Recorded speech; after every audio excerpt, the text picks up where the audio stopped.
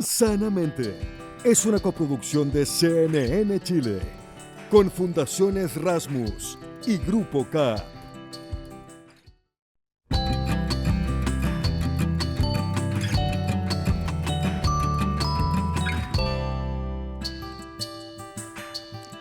Hola, ¿qué tal? ¿Cómo están? Bienvenidos todos a Sanamente. Como siempre, buscamos tener conversaciones, herramientas, técnicas que nos puedan servir para vivir en conjunto, en comunidad y sentirnos mucho mejor. Hoy no es la excepción y vamos a partir teniendo una conversación profunda con el fundador de The Gender and Family Project, Jan Malpass, con quien justamente vamos a tratar de hablar sobre el rol que tienen las familias y el entorno en el bienestar y resguardo de la salud mental de los integrantes de la comunidad LGTBIQA+. Además, vamos a conocer la iniciativa que busca transformar el rostro de los patios escolares y cuál es el impacto que podría tener eso en el desarrollo de los niños. Y también vamos a hablar sobre el trastorno de espectro autista, una conversación tan necesaria e importante a propósito de la promulgación reciente de esta ley. ¿Cuál es el impacto? ¿Por qué es importante conocerla? Y cómo todos podemos ser parte de este proceso de integración. De eso y mucho más habla el capítulo de hoy. Bienvenidos. Jugar a la pelota, correr, son actividades que los niños y niñas realizan habitualmente en los recreos, pero no son las únicas. También descansar, también estar en contacto con la naturaleza, son actividades que además son recomendables para el desarrollo y crecimiento de los niños y niñas. Por eso, ¿cómo podríamos desarrollar estos espacios comunes tan cotidianos para nuestros niños de una mejor manera? La Fundación Patio Vivo trabaja en eso y Miranda Aspe nos trae la siguiente nota para contarnos esta historia. Es un llamado universal, la división entre la sala de clases y el patio, un espacio de encuentro y recreación que todos los niños, niñas y adolescentes esperan para divertirse.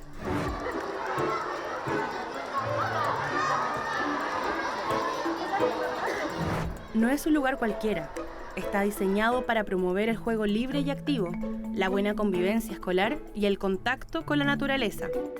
Hablamos de Patio Vivo, una iniciativa que incentiva el bienestar socioemocional, físico y mental de la comunidad estudiantil a través de la transformación de patios de establecimientos educacionales. La idea de Patio Vivo surge de haber visto que el patio tenía un enorme potencial para aportar en la educación de los niños, niñas y jóvenes, que todos los esfuerzos estaban puestos adentro de la sala, pero que en el patio ocurrían un montón de interacciones que estábamos desaprovechando. Me gusta jugar en los juegos de allá porque nos podemos colgar, tirar en las cuerdas y jugar entre todos. Puedo jugar con mis amigos, podemos sentarnos en la sombrita, podemos sentarnos allá arriba para conversar y jugar.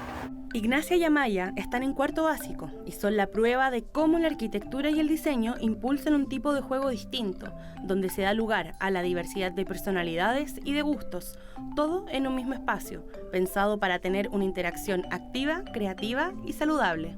Antes el patio estaba muy monopolizado por el fútbol, por ejemplo, o había un juego en el que estaban todos los niños encima y hoy día, sumado a las áreas verdes que están en todos estos lados, es el gran impacto que tiene el patio, que hoy día los niños más tranquilos, los niños más activos, todos tienen la posibilidad de pasarlo bien en el recreo. Tenemos que pensar que los estudiantes están desde los 5 años a los 17, 18 en un establecimiento y que si la naturaleza no existe y es un patio plano de cemento, no ven cómo pasa el tiempo.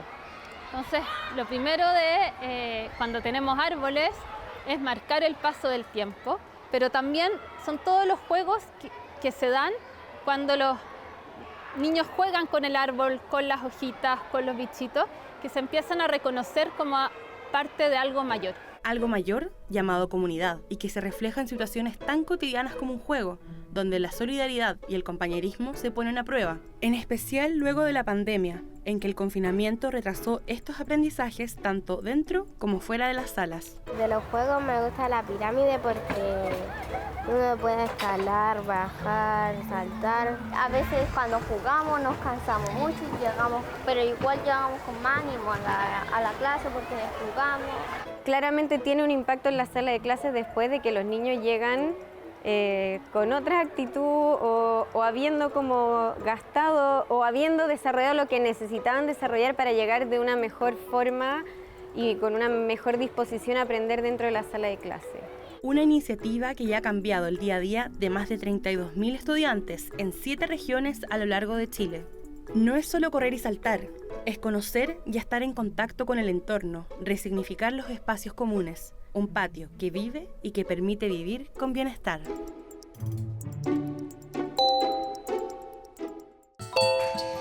Uno de los temas que hemos revisado ampliamente en nuestro programa es la necesidad de identificar que todas las personas somos diferentes. Tenemos de muchas maneras aproximaciones distintas a la vida, a lo que queremos de la vida, a las necesidades que tenemos para sentirnos aliviados y la cantidad de colores que hay en esa diversidad es tan grande y somos tan malos para verla, ¿verdad?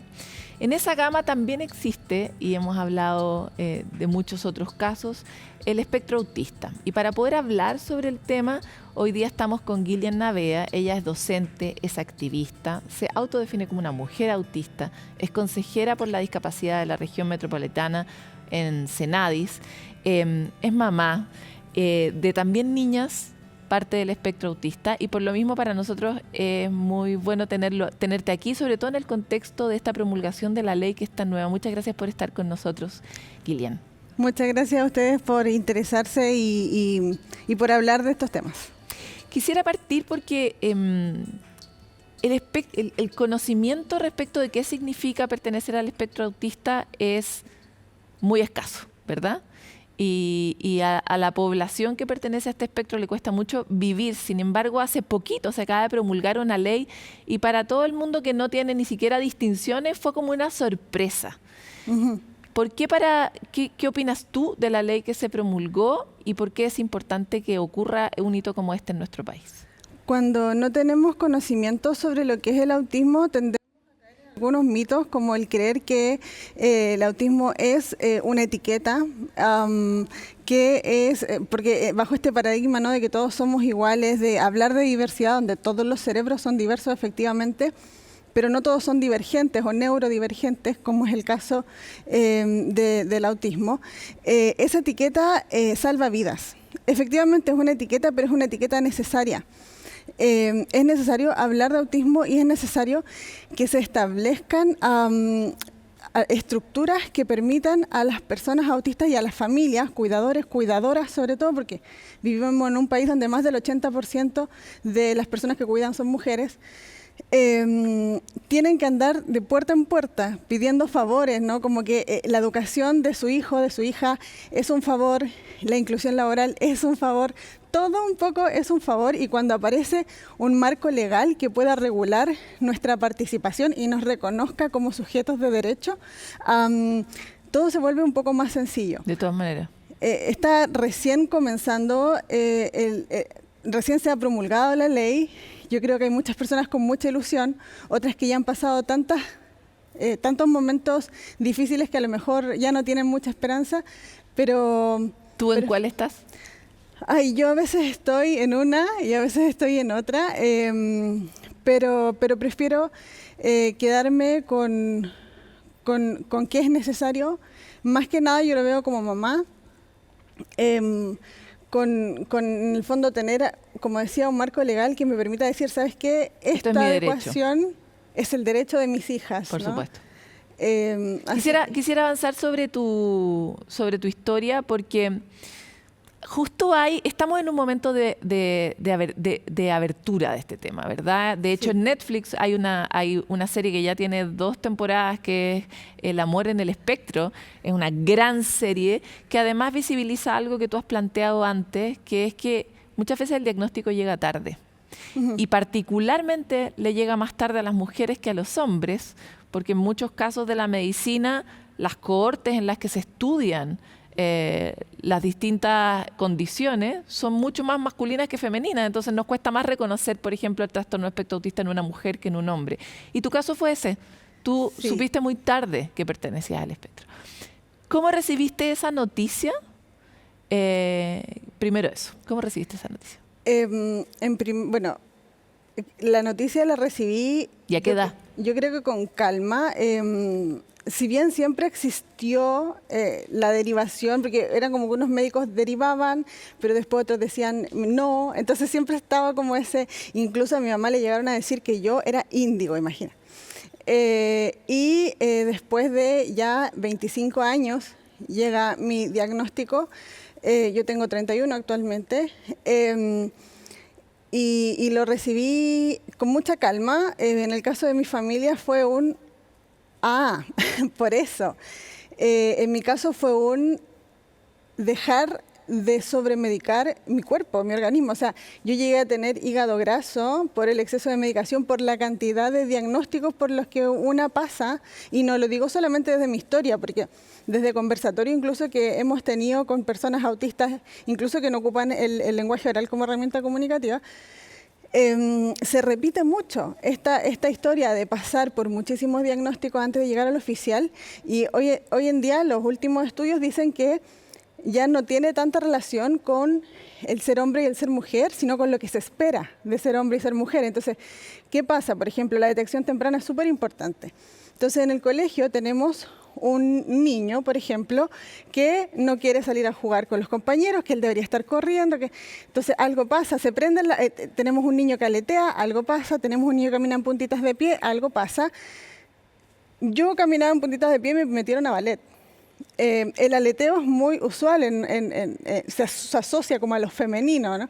Qué interesante. Claro, en el fondo lo que se espera de los niños y las niñas. Los niños tienen que correr, las niñas tienen que bailar, por lo tanto, incluso eso fue una forma de invisibilizar tu propio diagnóstico. Exacto, totalmente. Entonces, por ejemplo, yo tengo un hermano menor, y somos muy parecidos, sin embargo, siempre llamó mucho la atención características de mi hermano, que yo también las tuve, pero yo, por ejemplo, recuerdo perfectamente la tortura que era el sonido de la campana en el colegio, porque era dolorosa, y que yo lloraba. Aparte, nosotros somos muy de rutina, entonces la campana te interrumpía algo, ¿no? Era como, esa campana es poderosa, suena y tú tienes que dejar todo lo que estás haciendo para hacer otra cosa. Y no, era fundida en el fondo, ¿no? Era regalona, era mañosa. Claro, no se asociaba que había una hipersensibilidad sensorial. Entonces, de ahí parte esta invisibilización sobre lo que esperamos de...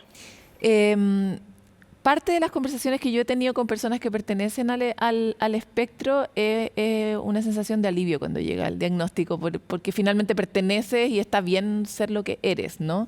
Y me encantaría avanzar sobre esa línea, porque uno de los grandes problemas que tienen para poder ser quien son es tener un lugar adecuado dentro de la sociedad. Tú recién mencionabas esta idea de que el sistema te hace un favor si te recibe un niño con autismo, ¿no? ¿Cuán grande es esa tarea? Y en este caso, ¿cuán grande y rápida va a tener que ser la ejecución del Estado para que este derecho se cumpla? Porque personas que pertenecen al espectro autista necesitan educadores que tengan distinciones, ¿no? Claro, la verdad es que a mí me ha pasado mucho a lo largo, porque yo soy docente, y a lo largo como de mi experiencia como profesora, noté mucho que hay estrategias que son como básicas, pero que el profesor se salta, por lo general, sucede en la vida. Por ejemplo, nosotros necesitamos mucha anticipación, ¿no?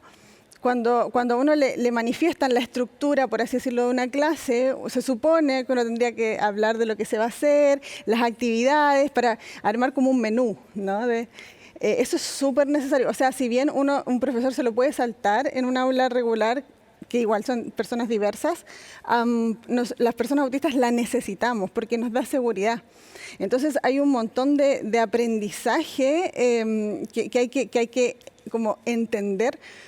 Primero, yo creo que las personas autistas vivimos en un mundo donde la mayoría de las personas son no autistas, aunque sabemos que los últimos estudios indican que hay muchísimos autistas, más de los que se pensaba. Si decimos...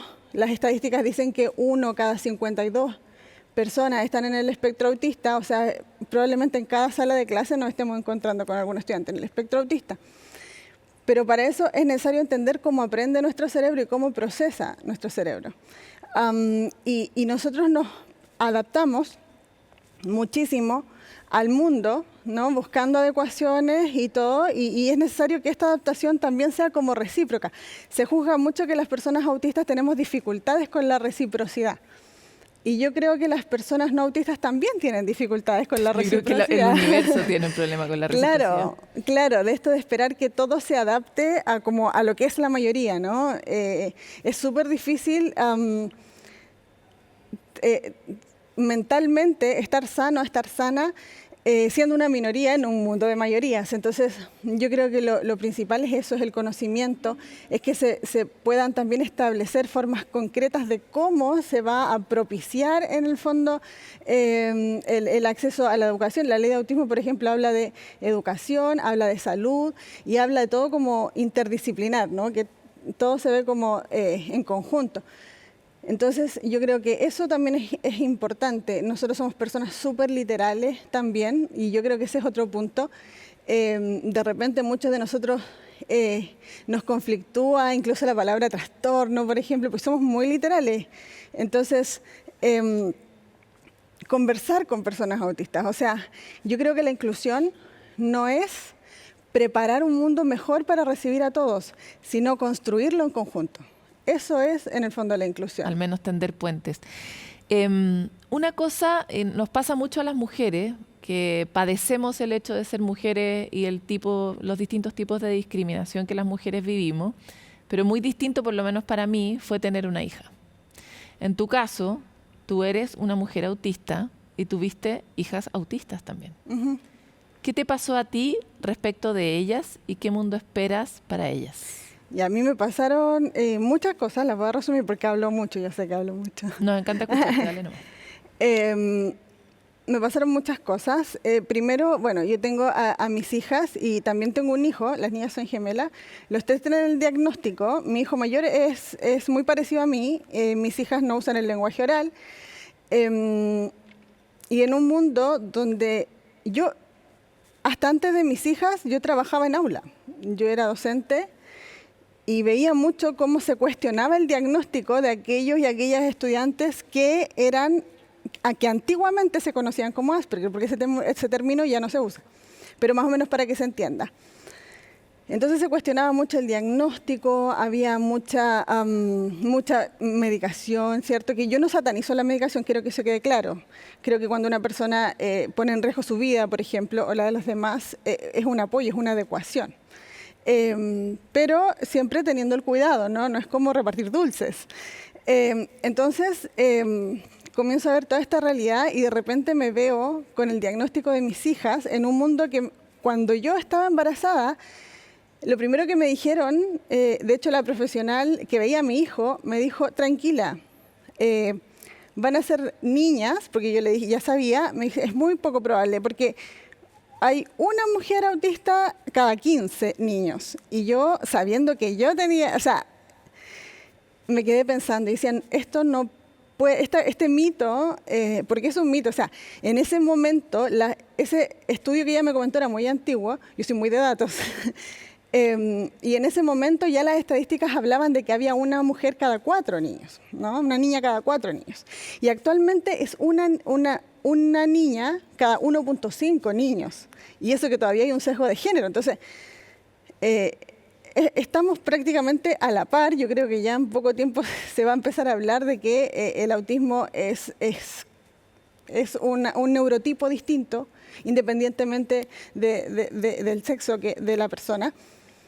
Y yo decía, yo no quiero que más adelante a mis hijas que vivan lo que yo viví, ¿no? Que a lo mejor tengan una docente que le digan que no han conocido a nadie más tonta que ellas, que tengan que esconderse porque les da miedo el cine, porque les da miedo el mall, perder amigos, quedar sola, cuarto medio, completamente sola, porque obviamente todos tus compañeros, compañeras empiezan como a evolucionar y uno se queda en esos intereses profundos que son extraños. Entonces viene también el sentimiento de soledad, el no saber qué me pasa, quién soy, los diagnósticos. La vergüenza, yo escondía, cuando yo tuve mi diagnóstico yo lo escondía, porque yo no quería quedar sin empleo. O sea, yo ya veía venir a mis apoderados que tanto me querían, que yo siempre tuve muy buena relación, pero yo decía, ¿estarán ellos tranquilos cuando sepan la profesora es una persona autista, ¿no? Entonces, no porque dudara de mis capacidades, sino porque sé que hay mitos y hay prejuicios. Y en ese momento dejé de tener vergüenza. O sea, yo decía, ¿cómo yo le entrego a mis hijas o a mi hijo?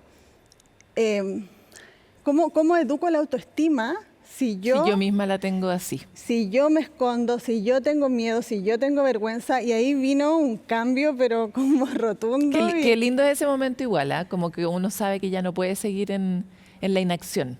Exacto. De hecho, te convertiste en una activista en esta materia. Yo, de hecho, te conocí cuando estabas hablando sobre la cantidad de cupos y posibilidades que tienen los niños de acceder a una educación de calidad cuando se tiene esta condición. Y quisiera ya para cerrar preguntarte cuáles son para ti las recomendaciones que haces al mundo no autista para que puedan tender estos puentes más rápido y acelerar el camino hacia el conocimiento, salir de la ignorancia en la que nos encontramos habitualmente para hacer un mejor espacio para todos y todas. En primer lugar, yo creo es que no tenerle miedo a la diferencia. La gente confunde mucho o siempre siente cualquier diferencia como un desafío a algo. Y es algo que se ve desde, sorry que me enfoque demasiado en las salas de clases, no es que quiera infantilizar el autismo. El autismo es un neurotipo que está en toda la vida. O sea, hoy en día hay adultez mayor autista, hay adultos, hay niños, pero como es mi realidad, de repente me centro mucho ahí.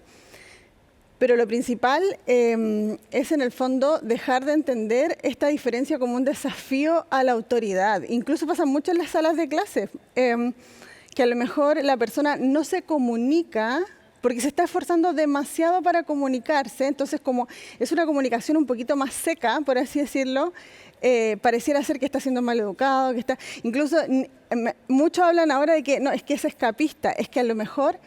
Pongamos la rutina a esa escapada, ¿no? Mira, cada 20 minutos, tratar de buscar esas adecuaciones y entender que mi forma de procesar la información no es la única en el mundo. Se habla mucho de que a las personas autistas nos falta empatía. Yo creo que el problema es que la empatía no se enseña como se corresponde, ¿no? Nosotros somos literales, entonces se dice que la empatía es ponerse en el lugar del otro, en los zapatos del otro. Y yo no quiero anular al otro, yo quiero acompañarlo. Y eso también es otra cosa. No buscar anular la experiencia. No le quiero quitar los zapatos, de hecho. Claro, no quiero sacarlo y quedarme ahí. Yo quiero acompañar esa experiencia de esa persona. Entonces, también, en el fondo, ir entendiendo los procesos, ir respetando los tiempos. Tenemos esta concepción tan lineal de cómo deben ser las cosas y de repente hay personas que se salen de esa norma, ¿no? Mi hija aprendió a leer y no sabe hablar y no sé si hable algún día, pero entender también que toda persona tiene derecho a la comunicación y a poder participar. O sea, una persona, de repente nos esforzamos y nos estresamos mucho por el lenguaje oral y le negamos otras posibilidades de comunicación que a lo mejor pueden ser el pie para que la persona entienda que comunicarse sirve y quizás desarrollar lenguaje oral y quizás no. Pero esa persona no deja de ser válida. También dejar de usar términos patologizantes. El lenguaje para nosotros es súper importante. Por ejemplo, cuando hablamos de personas inválidas o cuando hablamos una vez en el colegio, de hecho, alguien me dice, ¡ay, qué autista!, porque estaba sola. Y es como, y ya después de grande, cuando me lo dijeron otra vez, respondí con tanto orgullo, sí. Y la persona quedó así como, lo siento, perdón. No tener miedo a la diferencia, no tener miedo a preguntar, no tener miedo a aprender y nada, construir juntos y juntas, no para nosotros y nosotras, sino juntos. Y eso yo creo que es como lo principal. Te quiero agradecer, ha sido muy literalmente educativa esta entrevista. Muchas gracias por darte el espacio para conversar y abrir estos temas que están tan afuera. Me quedó algo importante, ¿lo puedo decir? Sí. Lo último, muy, muy importante, no... se hace mucho que queremos disimular las estereotipas o los movimientos repetitivos de la persona autista. Lo está haciendo para regularse. No no le digamos, oye, te ves raro, oye, quédate quieto. Yo creo que eso es súper importante. A lo mejor suena como una cosita pero significa que nos estamos esforzando por ser parte de algo. Entonces, eso como que quería que quedara como... Y finalmente el efecto es peor, estresa más Sí, el hecho de que te sí. pidan que no seas así. Totalmente. Muchas gracias. Es sorprendente lo ignorantes que somos en tantos ámbitos y también conmovedor aprender de otros, ¿no? El espacio que queremos abrir para todos. Vamos a ir a una pausa y volvemos con más de Sanamente.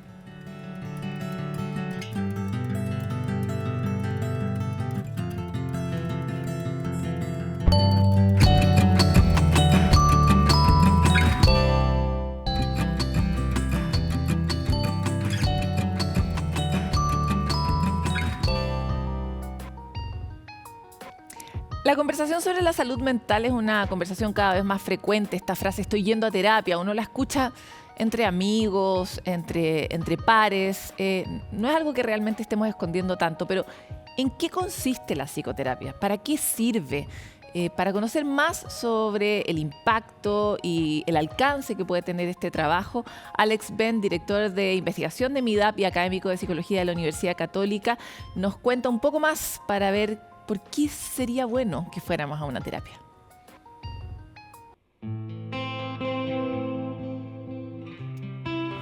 Una de las opciones que están disponibles para las personas que están sufriendo por dificultades psicológicas es la atención psicológica, que se conoce muchas veces como psicoterapia. La psicoterapia es una intervención que requiere de entrenamiento y requiere de certificaciones para ayudar a personas con distintos problemas como depresión, ansiedad, fobia, reacciones al estrés, trastornos de personalidad, abuso de sustancia, cualquier dificultad que tengan las personas. La transparencia y la claridad respecto de por qué estoy en psicoterapia, qué es lo que voy a hacer en psicoterapia y para qué me va a servir es extremadamente importante para que el proceso sea exitoso, para que se genere una buena alianza y una buena coordinación y colaboración entre el psicoterapeuta o la psicoterapeuta y el paciente. Ir a psicoterapia implica una o dos sesiones en las cuales el psicólogo o la psicóloga me va a hacer muchas preguntas sobre qué es lo que me está ocurriendo, sobre cuál es la naturaleza de mis dificultades, mi historia familiar, mi historia personal y cuáles han sido específicamente los distintos problemas o síntomas que he estado experimentando y que me llevaron a consultar. Una vez que yo como paciente recibo un diagnóstico, una formulación, eso es un buen momento para hablar sobre el tratamiento. ¿Qué vamos a hacer? ¿Con qué frecuencia nos vamos a reunir? ¿En cuánto tiempo esperaría yo poder obtener resultados del tratamiento? Estos son aspectos que son muy importantes de ser conversados y siempre es importante que se personalicen, es decir, se ajusten a las necesidades y dificultades específicas que tiene la persona que consultó. Es absolutamente razonable que un paciente le diga a su psicoterapeuta, siento que esto no me está ayudando.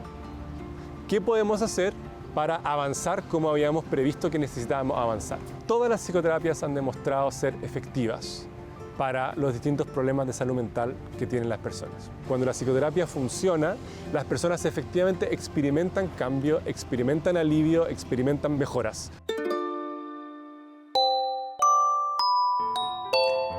Bueno, llegamos a este punto de encuentro que le ponemos porque aquí nos encontramos con ideas, personas, algo que nos pueda ayudar a sentirnos mejor. Y vamos a partir con, ¿quién más que Pedro Pascal? Es el chileno del momento, pero ¿sabías que a través de su personaje de la famosa serie The Last of Us nos invita justamente a tomar conciencia sobre la salud mental? En esta serie, Joel, el personaje de Pedro Pascal, tiene un ataque de ansiedad. Se lo muestra mareado, con una sensación de que tiene falta de aire, se siente desorientado.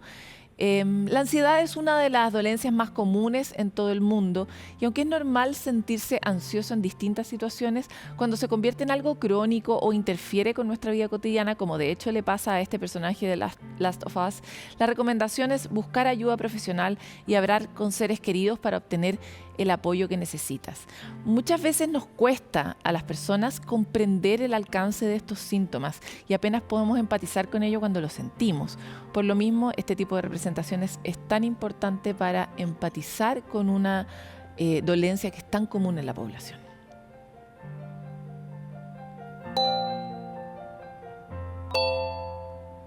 Según los datos de UNICEF y OMS, 1 de cada 4 mujeres vive una pérdida perinatal. Es algo muy frecuente, pero de lo que hablamos muy poco. Es una realidad que de hecho toca a miles de mujeres. En Chile, la Fundación Ley Dominga acompaña de manera psicoemocional a más de 300 mujeres y hombres en sus distintas etapas del duelo perinatal, así como en las nuevas gestaciones, entregando herramientas, talleres, terapias y contención de forma permanente. Y para seguir ayudando, invitan a sumarse a su campaña y hacerse socio de esta fundación con un aporte desde 1.000 pesos mensuales. Si quieren más información, pueden ingresar a fundacionleydominga.donando.cl.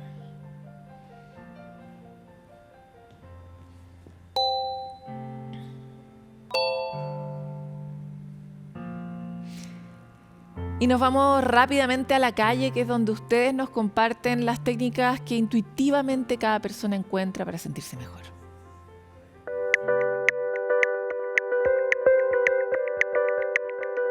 Hola, mi nombre es María Cartagena, tengo 34 años de edad, 35, perdón. Y cuando estoy bajoneada me gusta salir a caminar. Si estoy muy bajoneada, solo eso, si no, dar una vuelta, hacer ejercicio es lo que más me anima, al aire libre, por supuesto. Dejo de pensar con tanta emoción en lo que me pueda estar preocupando, angustiando. Y segundo, que me calma y me ayuda quizás a tomar la pausa necesaria.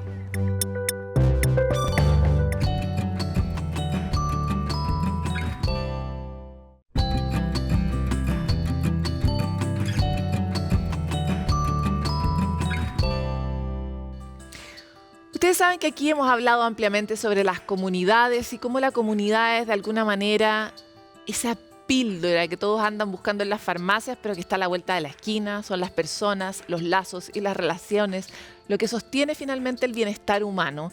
Lo hemos descubierto en distintos casos y en distintas poblaciones. Y esa es una realidad total cuando entramos en el universo de las diversidades. Sabemos que las personas que pertenecen a la comunidad LGTBQ+, siempre me falta una letra, pero en el fondo toda la comunidad de las diversidades, tenemos mucho más altas tasas de suicidio, depresión, ansiedad y distintos trastornos que los afectan de manera más grave a ellos. En esta comunidad es donde trabaja específicamente el fundador de Gender and Family Project, que es Jean Malpà, quien está con nosotros aquí en Chile participando en una actividad organizada por el Instituto Chileno de Terapias Familiares y justamente quiere compartir su experiencia con nosotros aquí en Sanamente. Muchas gracias, John. Gracias por invitarme. John, me gustaría que nos contaras ¿qué te motivó a crear esta iniciativa? ¿Por qué creíste que era importante? Lo primero es que crecí como un niño gay en Bélgica y recuerdo todas las dificultades que tuve en la infancia, durante la adolescencia. Y cuando me convertí en terapeuta, se hizo evidente que tenía que ayudar a las familias para que apoyaran a la juventud LGBT. Pero 20 años atrás no había un modelo, información de cómo apoyar a los padres, abuelos, a cualquier miembro de la familia, para que apoyen, entiendan y respeten a los jóvenes que se identifican como lesbianas, gays, bisexuales o transgénero. Es una historia personal, pero también fue una necesidad de nuestra profesión. Es muy interesante cómo tú elegiste el otro camino, porque usualmente tenemos fundaciones que trabajan con personas de la diversidad específicamente, entregando herramientas o habilidades para poder tener esa conversación en sociedad. Pero tú elegiste el otro camino, conversar con el entorno. ¿Por qué? Por dos razones. Primero, porque creo en construir puentes y en la comunidad. Creo que un individuo no existe fuera de su contexto. No puede ser saludable, no puede ser feliz si no estás cómodo en tu entorno, con tus amigos, con tu familia, en tu trabajo, en tu colegio. Pero por otro lado, hay mucha investigación que demuestra que la aceptación de la familia y de tu comunidad tendrá un gran impacto en la salud mental del individuo, particularmente en la infancia y en la adolescencia. Por ejemplo, la evidencia muestra que puedes disminuir los intentos de suicidio o de depresión o de ansiedad, adicciones entre 5 a 8 veces si vienes de una familia que te acepta. Pienso en la prevención, en preocuparse antes por la salud, y si ayudamos a las familias, tendrá un fuerte impacto en el individuo. Las familias que están pasando por esto lo necesitan. Por supuesto, de hecho, ahora en Chile tenemos una ventana, una posibilidad tal vez. Sabemos cada vez más de personas que están viviendo este proceso y para los padres es muy duro de comprenderlo. No saben si creer o no en lo que dicen sus hijos cuando son muy jóvenes. No saben cómo hacerlo, si estarán promoviendo una inclinación sexual antes de tiempo. Estoy segura que has escuchado todas estas frases.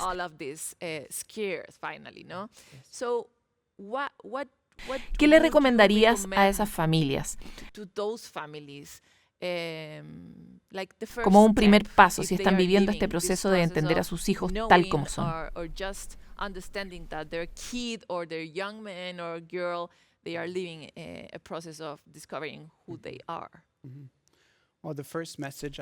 Lo primero que le diría a las familias es que sé que están asustados y ansiosos. Sabemos que es difícil para ellos y que se aproximan desde un lugar con amor.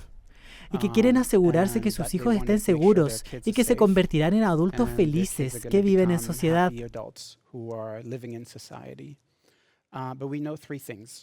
Sabemos 3 cosas.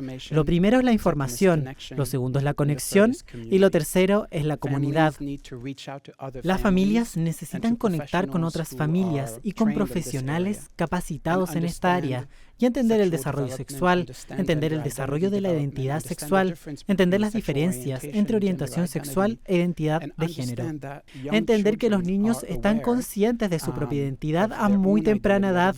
No solemos pensar en eso, pero la evidencia ha demostrado que los niños a los 3 años ya pueden comprender su identidad de género y su propia idea de ellos mismos, incluso si son muy jóvenes.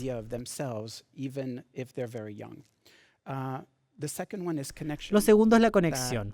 Los padres tienen que tener una conversación con sus hijos, conversar entre ellos, con los abuelos, para asegurarse que no peleen, que estén en la misma página y que avancemos juntos. El tercer punto es realmente importante, el apoyo de la comunidad. Los estudios demuestran que incluso si eres amado, si eres educado, incluso si estás en terapia, pero tu comunidad no te apoya, es decir, tu iglesia, tus amigos, tus parientes y la familia de tus amigos te juzgan, te alejan, entonces es mucho más probable que tus padres te rechacen. Los padres necesitan esos 3 consejos: información, conexión y comunidad. ¿Cuáles han sido para ti los casos más difíciles? Y estoy pensando en, por ejemplo, ¿recibes familias más jóvenes o de niños más pequeños? ¿Cuáles de esas familias están más dispuestas a tener esta conversación? Las dificultades son distintas según la edad. Cuando los niños y niñas son muy jóvenes, los padres usualmente están sorprendidos y un poco en shock de que su hijo de 5 años les diga: mamá, papá, no soy un niño, soy una niña. O que su hijo de 12 años les diga: creo que me gustan los hombres, no las niñas. De cierta manera ayuda, porque tal como ellos, a esa edad, ya sabían quiénes eran. Si lo piensas, cuando tú tenías 5 o 12 años, te conocías a ti misma. Sí, tienes una imagen de ti mismo. Sí, una imagen de tu identidad. Entonces, ayudar a que los padres no se sientan asustados o en shock. Pero cuando son más grandes, es una sorpresa distinta. Te he conocido de cierta manera por 15 años y ahora tengo que ajustar mi percepción de ti. Pensé que te casarías con una mujer, pensé que te casarías con un hombre, o pensé que serías una mujer durante toda tu vida. Y además tengo que cambiar mi historia, la historia que tenía de ti, tengo que cambiar nuestra relación, tu nombre, tus pronombres. Es un proceso realmente difícil para los padres.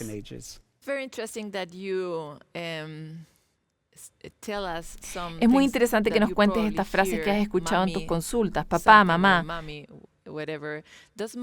Pero inicias mucho la frase con mamá. ¿Juegan las madres un rol distinto de los padres? No siempre. Creo que el estereotipo dice que los niños acuden a su mamá primero. Tal vez es más fácil. Quizás es más fácil.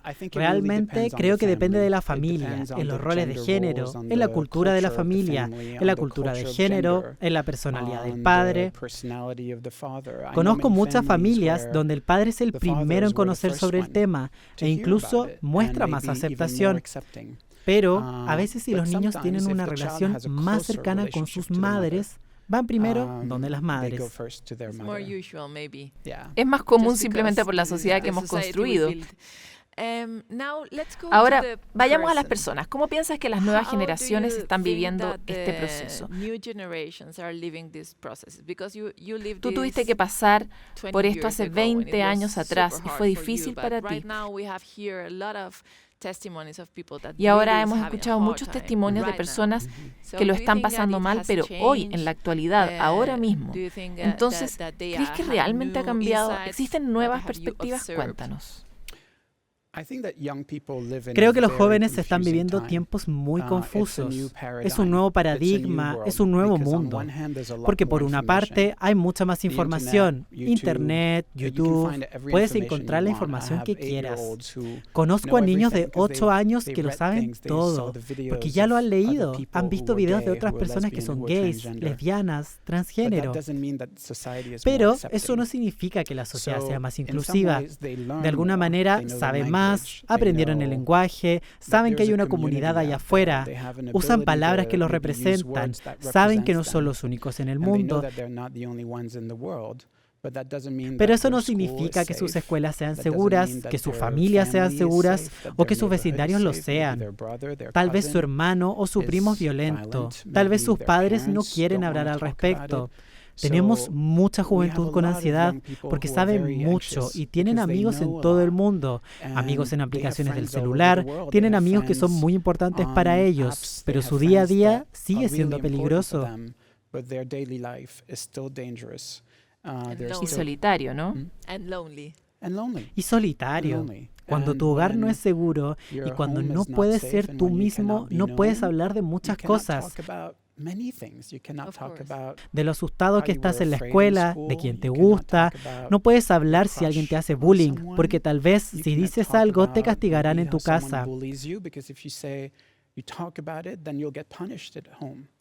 Esas son las razones por las que debemos apoyar realmente a las familias. De una manera, apoyar a las familias es una forma muy eficiente de apoyar a la juventud.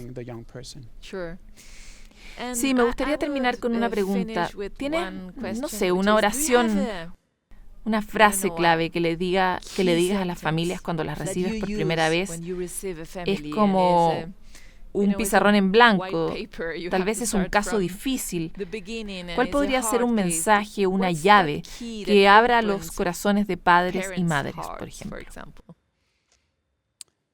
Lo tengo.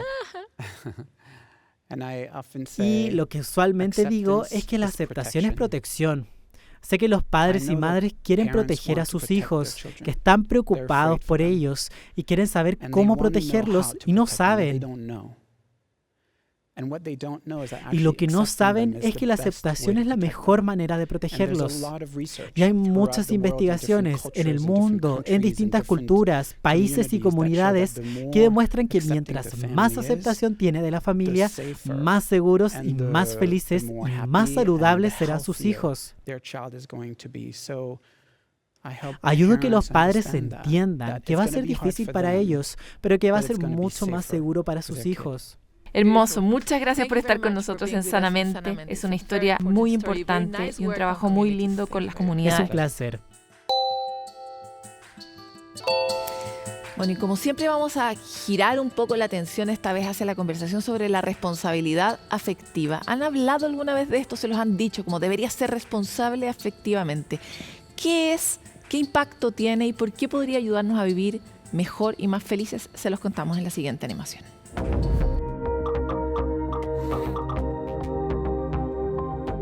Ordenar tu pieza, lavarte los dientes o hacer tu tarea son responsabilidades de tu día a día que haces por ti. Pero ¿sabías que también debes ser responsable con las emociones de otros? Eso es la responsabilidad afectiva. Es un compromiso que es necesario en cualquier relación, ya sea familiar, amistosa, laboral o de pareja, sin importar su duración. ¿Cómo podemos ponerla en práctica? Desaparecer del mapa o el llamado ghosting no es una opción. Para evitar herir a otra persona al terminar una relación, lo mejor es que le expliques lo que te ocurre y lo que quieres. Es importante hablar sobre tus sentimientos y expectativas, de lo que te molesta o no te gusta. La comunicación empática es la clave. Se deben poner límites de mutuo acuerdo con la intención de respetarse y cuidarse. No debes olvidar que tus acciones tienen consecuencias en el otro. La meta es lograr vínculos saludables, cuidar y considerar los sentimientos de otros como te gustaría que lo hicieran contigo. Llega el cierre de Sanamente y les recomendamos, como siempre, un lugar donde puedan encontrar alguna comunidad de compañía. En este caso, la Fundación Complementa, que es una organización que tiene, entre otras cosas, programas psicosociales para personas con síndrome de Down y sus familias. Quienes quieran más información pueden entrar a www.complementa.cl. Nosotros nos vamos, pero mantenemos esta comunidad que ya se ha constituido de Sanamente y los invitamos también. Si ustedes tienen una comunidad, cuéntenos de qué se trata y dónde los podemos encontrar, porque hay muchos otros que se sienten solos y pueden encontrar un abrigo en ustedes. Muchas gracias por estar con nosotros y nos vemos en el otro capítulo.